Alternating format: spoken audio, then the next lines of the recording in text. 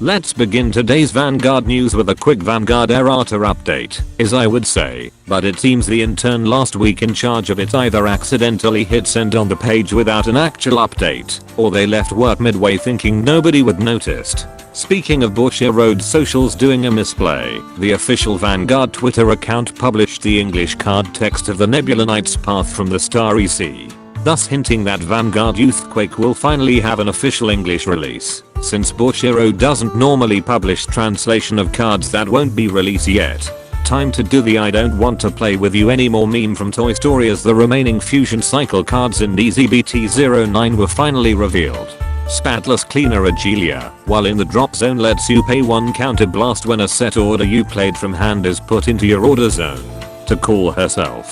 While on rear guard, she gets the intercept ability and can intercept from the back row if you have a set order in your order zone. And while on rear guard, she gets 5k power when she boosts while you have a grade 3 or higher Vanguard and you have 2 or more set orders in your order zone. Everyone expected a Bobble Mine fusion, but in a shocking twist, the nation gets a generic but significantly weaker Immigra and what appears to be Ramroot. Brandgate is finally paying the price for archetype blocking most of their cards during the early days of Overdress. Dissection Angel, while on rear guard, gets 2k power if your opponent has a grade 3 or higher Vanguard. While on rear guard, you can pay 1 Soul Blast and retiring herself at the end of the battle she boosted to draw a card. And once per turn while on rear guard, you can pay 2 Soul Blast when your drive check reveals a trigger unit to countercharge 1 damage, and she gets 5k power. Fucking called it. Reselling losing Segon and going back to using Painkiller Angel might have been planned, so that we would replace her as well. What I didn't expect was this card would also be part Fasciator, with a slight dash of Wayward Therapy Angel's base power. The amount of Soul Blast cost this card needs is stupidly high, but it does give certain Keta Sanctuary decks a needed countercharger that still pushes for high numbers. I'm looking at Thegria respectfully.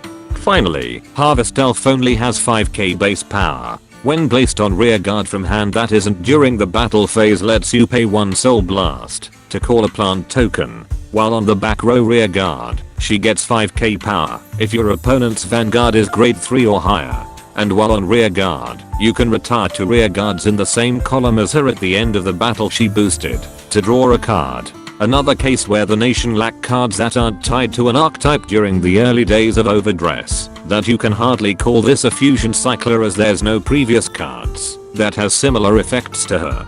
She's effectively a 15k column just by herself that becomes a card in hand after battle. The last time I saw a self-sustaining card, it was played in every deck as an engine.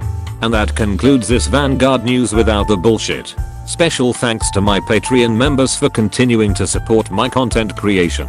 Be sure to subscribe and let me know in the comments if you'll be waiting for Lyrical Monosterious Fusion Cycler to be a Uwicca clone.